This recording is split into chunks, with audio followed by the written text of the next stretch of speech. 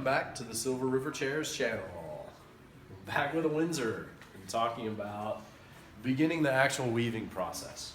So most chairs that you're running into are wider in the front than they are in the back.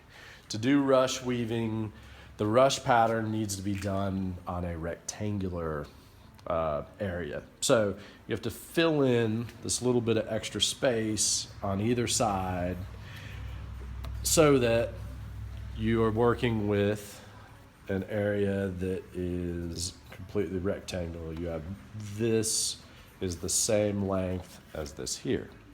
To determine the distance of these fill-ins, you need to get this measurement and this measurement. This measurement we're calling A on this wonderful diagram here. So you're measuring between the two front posts here. That's your A measurement. Between your two back posts, there's your B measurement.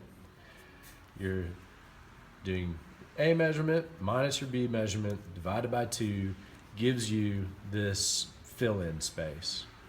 And you're going to be putting tacks in and filling in just the front part of the rush pattern until you reach those fill-in marks. Then you can start incorporating all 4 posts in your rush pattern. And all this will be more evident once you start seeing the pattern develop itself.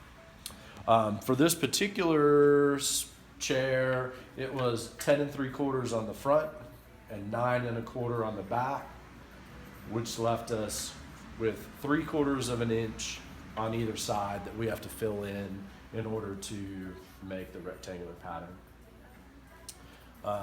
We're using natural rush. Natural rush has to be soaked. And also it's helpful with natural rush is when you're cutting it to wrap a little masking tape. Otherwise it tries to unspool on you when you're soaking. Where you're soaked in a crock pot works best. To start the tack, we're gonna tack on the left-hand side, do the rush pattern over and under, and then tack on the right-hand side to end. You can use number 3 cut upholstery tacks. They work great. For our purposes on this chair, we're using a wonderful handy-dandy pneumatic stapler. The staples themselves actually put less holes.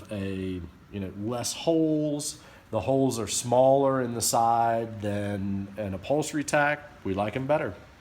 And unless you have a museum quality chair that you don't want to put staples in, the ease of putting that, and you're good to go at that point. All right, that'll do for now, but tune in and we'll continue on this Windsor chair